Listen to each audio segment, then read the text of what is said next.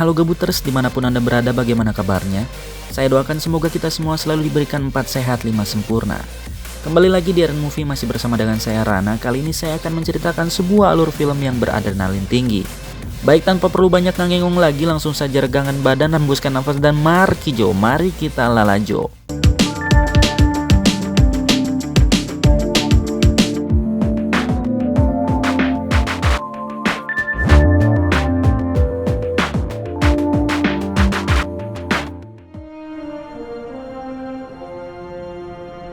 Berlatar di sebuah tempat peristirahatan presiden yang bernama Camp David, terlihat sang presiden Amerika yang bernama Ben, ini watadosnya, sedang sparring tinju dengan tangan kanannya yang bernama Mike.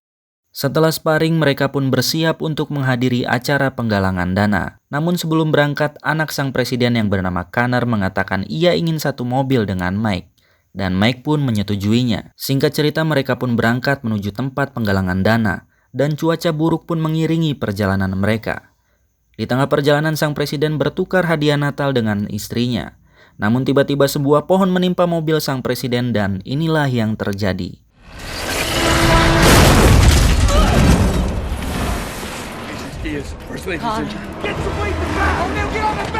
Mike dan para pengawal lainnya berusaha menyelamatkan mereka, hingga sang presiden pun berhasil diselamatkan. Namun nahas, sang istri harus meregang nyawa. Akibat kejadian tersebut, Mike merasa sangat bersalah karena tidak dapat menjalankan tugasnya dengan baik. 18 bulan kemudian terlihat Mike dan istrinya yang bernama Lia sedang merencanakan liburan mereka. Berlanjut ke sebuah kafe di mana Mike kini sedang menikmati kopi cap kapal hideng di sana bersama dengan seorang wanita yang coklat-coklat gura aren bernama Lynn, yang merupakan seorang direktur Badan Penegakan Hukum Federal di bawah Departemen Keamanan Dalam Negeri Amerika Serikat. Diketahui Mike kini sudah tidak lagi bekerja sebagai pasukan pengawal presiden. Mike kini bertugas di Departemen Keuangan.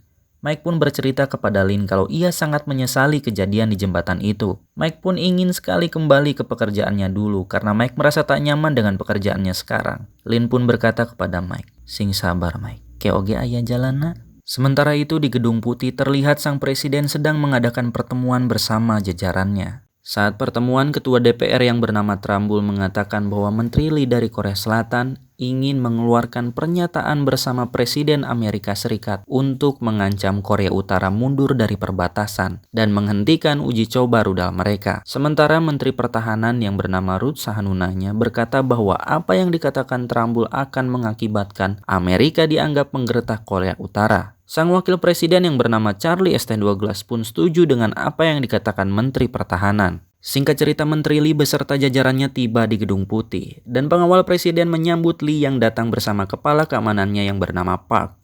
Di lain tempat terlihat sebuah pesawat yang tak dikenal memasuki zona larangan terbang Amerika Serikat, yang mana kemudian kedatangannya disusul oleh 2 pesawat tempur Amerika Serikat yang meminta pesawat tersebut agar tidak terbang di zona terlarang. Namun tiba-tiba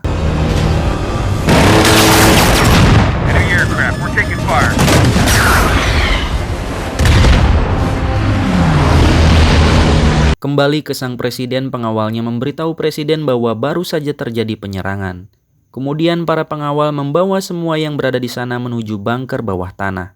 Seluruh pasukan yang berada di Gedung Putih pun telah bersiaga penggalang untuk menghadapi serangan. Tak lama setelah itu, pesawat yang mencurigakan tadi terbang sangat rendah di Washington DC dan melancarkan serangan tetedeng eling-eling.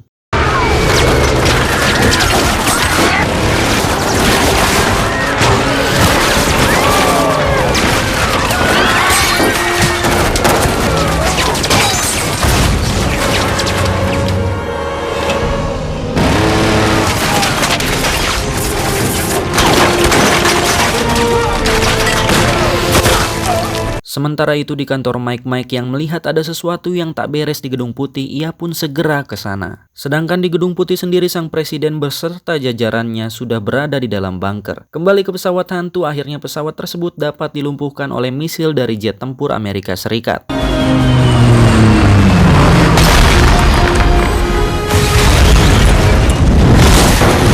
Singkat cerita, Mike sudah berada di Gedung Putih. Namun kehadirannya langsung dikejutkan oleh ledakan sebuah bis yang membuat semua orang di sana panik. Dan di tengah kepanikan tersebut, Mike melihat 2 orang yang mencurigakan. Salah satu dari mereka berhasil Mike taklukan, sedangkan seorang lainnya melakukan aksi bom bunuh diri. yang berhasil menghancurkan pagar dari Gedung Putih, yang disusul dengan kemunculan para teroris yang menyamar sebagai rakyat di sana dan kemudian adu tembakan pun terjadi.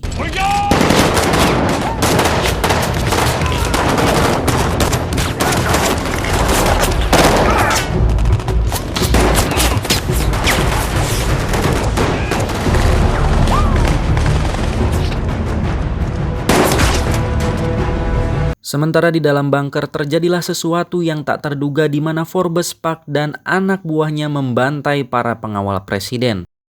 Sedangkan pasukan militer Amerika segera menuju ke Gedung Putih. Di luar Gedung Putih, para pengawal presiden pun tewas oleh serangan teroris dan hanya menyisakan Mike seorang. Kini Gedung Putih telah dikuasai oleh para teroris. Para teroris menghubungi Pentagon yang dipimpin oleh Edward, dan dalam video tersebut terlihat Menteri Lee dieksekusi oleh teroris. Kemudian Park muncul dalam video tersebut dan mengatakan bahwa mereka telah menyandra presiden dan para petinggi lainnya. Park pun mengancam Edward dan memerintahkan Edward untuk menarik kembali pasukannya. Di sisi lain di Pentagon, Trumbull secara resmi diangkat menjadi presiden Amerika untuk menggantikan Mr. Ben yang sedang disandra. Di atas Gedung Putih, salah seorang teroris menerbangkan sebuah drone, kemudian lampu Gedung Putih pun dipadamkan. Kembalikan Mike, terlihat ia sedang mematikan seluruh layar monitor CCTV. Sementara itu, Mike kini terlihat berada di ruangan presiden. Ia pun mengambil alat komunikasi presiden dan kemudian menghubungi Pentagon. Mike bertanya di mana lokasi presiden. Kemudian Lynn mengatakan bahwa presiden sedang disandra di bunker bawah tanah. Mike pun bertanya apa keinginan teroris tersebut. Namun pihak Pentagon sendiri pun belum mengetahuinya. Tak lama kemudian, Park kembali menghubungi Pentagon dan meminta Trumbull menarik armada ke-7 dari Laut Jepang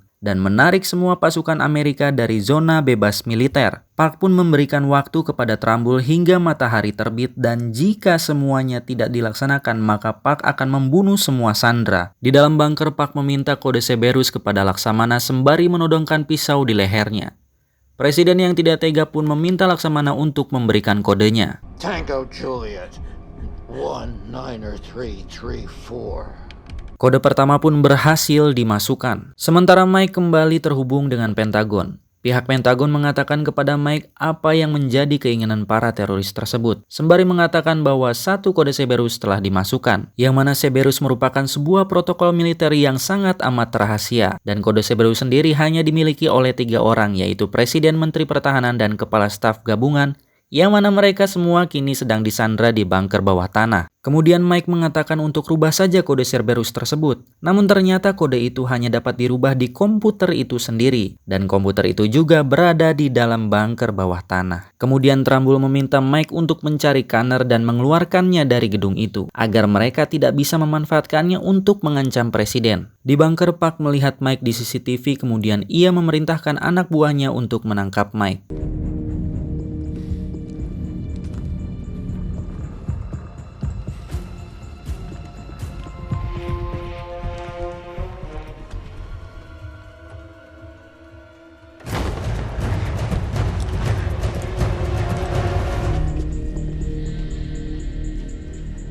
Sementara Mike sendiri menemukan Connor di tempat yang ia biasa bersembunyi.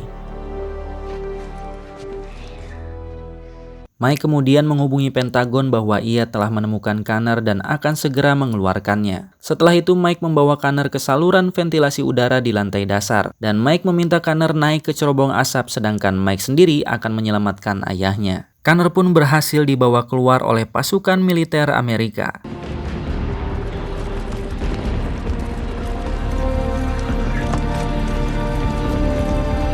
Sedangkan Mike sendiri berhasil melumpuhkan 2 orang teroris dan mendapatkan informasi tentang pemimpin mereka yang ternyata bernama Kang Yong-sak. Pentagon kemudian mencari tahu siapa Kang Yong-sak ini sebenarnya. Ternyata dia adalah salah satu teroris paling berbahaya dan paling dicari di dunia. While they were crossing the border, his mother was killed by an American landmine. This guy masterminded uranium enrichment technology from Pakistan. He's never before been photographed. Kembali ke dalam bunker, Yong-sak memerintahkan Forbes untuk menghabisi Mike, sementara Yong-sak sendiri meminta kode Cerberus ke Menteri Pertahanan. Namun sang menteri menolak mentah-mentah untuk memberikannya. Dan karena menolak, kemudian Yong-sak menghajar Menteri Pertahanan itu. Give it to him. It's an order, Ruth. Yes, sir.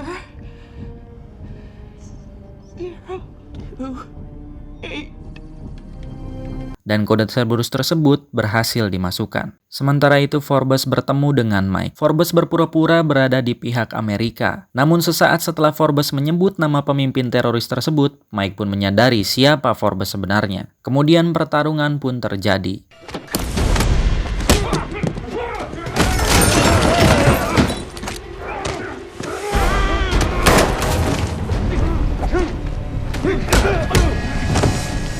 Hingga akhirnya Mike pun berhasil membuat Forbes tewalakaya dan Mike pun meminta Forbes untuk mengatakan kepada Kang bahwa ia telah berhasil membunuh Mike.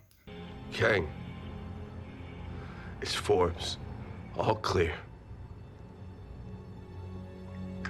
Kemudian Mike pun menghabisi Forbes. Di sisi lain di Pentagon mereka melihat di atap gedung hanya ada 4 teroris yang berjaga dan para teroris itu akan mudah ditaklukkan lewat udara. Trumbull pun mengirimkan sel untuk ke sana. Di dalam bunker, anak buah Yong-sak melihat pergerakan pasukan yang dikirim Trumbull melalui drone yang diterbangkan sebelumnya. Sesampainya di Gedung Putih, tim sel disambut dengan senjata yang bernama Hydra yang dikendalikan oleh anak buah Kang dari dalam bunker. Melihat hal tersebut, Trumbull meminta untuk membatalkan misi itu. Namun semuanya sudah terlambat karena helikopter terakhir pun sudah jatuh tertembak. Kemudian muncullah Mike yang menembakkan sebuah RPG ke arah Hydra dan berhasil menghancurkannya. Kemudian Mike menjatuhkan diri untuk menghindari helikopter yang jatuh ke arahnya.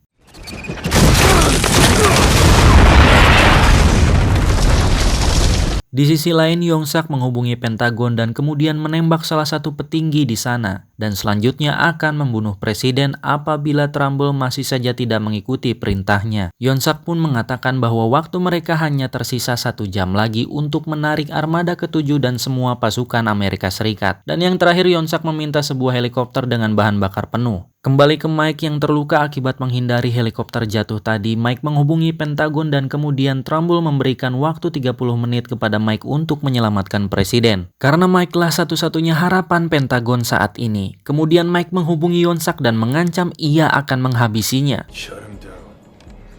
You're not shutting me down, Kang. You're gonna die down there alone, cut off from the rest of the world. Because if you don't, I'm gonna stick my knife through your brain. Yong-sak terlihat sangat marah hingga ia membawa Menteri Pertahanan keluar bunker dan menyuruhnya keluar dari Gedung Putih.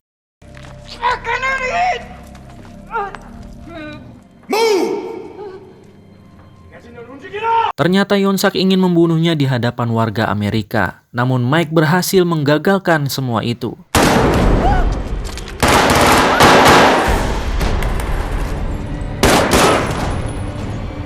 Dan Menteri Pertahanan pun berhasil diselamatkan. Karena telah kehabisan waktu, Trumbull pun mengirim helikopter kepada Yong-sak dan menarik armada ke-7 dari Laut Jepang dan para pasukannya dari zona bebas militer. Kemudian semua teroris di dalam bunker memakai pakaian yang sama dan keluar dari Gedung Putih secara bersamaan, yang membuat sniper Amerika pun sulit untuk mengenali antara presiden dan Kang Yong-sak. Yang kemudian mereka semua menaiki helikopter dan tiba-tiba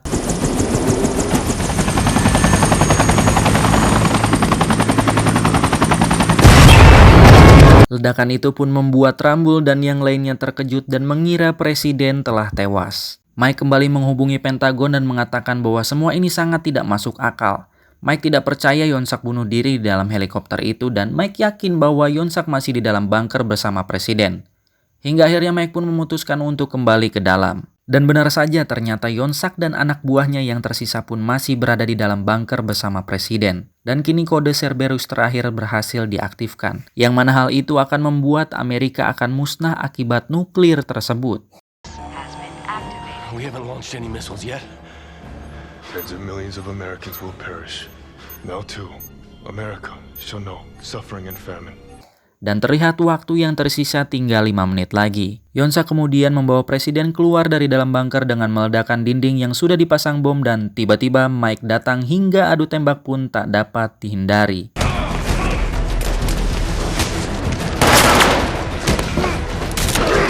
Sang presiden pun tertembak oleh Yong-sak di bagian perutnya. Mike yang melihat hal itu pun langsung menghajar Yong-sak dan mereka pun terlibat pertarungan.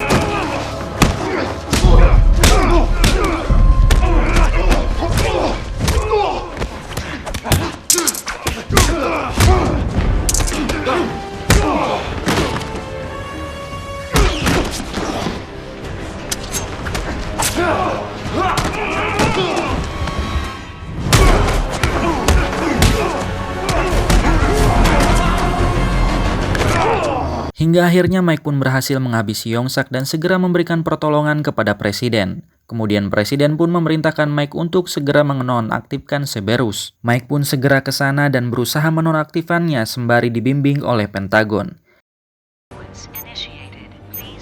November, India. November, India. Lima. Victor, Kilo. Hashtag. What? Hashtag. Is that it? Hingga akhirnya Cerberus pun berhasil dinonaktifkan. Cerberus has been shut down. Good. Kemudian Mike membawa sang presiden keluar dari Gedung Putih dengan sisa-sisa tenaganya. Para pejabat tinggi di Pentagon pun sangat bangga kepada Mike. Presiden pun bertemu dengan sang anak sembari memeluknya erat, sedangkan Mike bertemu dengan istrinya. Di akhir film, sang presiden memberikan sebuah pidato bahwa Amerika akan kembali bangkit dengan wajah baru. Dan setelah selesai, sang presiden berjabat tangan dengan Mike dengan tatapan penuh rasa bangga. Dan film pun berakhir. Saya Rana bersama seluruh antek-antek saya mengucapkan terima kasih banyak kepada semuanya yang telah menonton video ini. Semoga kalian semua terhibur dengan video ini dan salam RN Movie.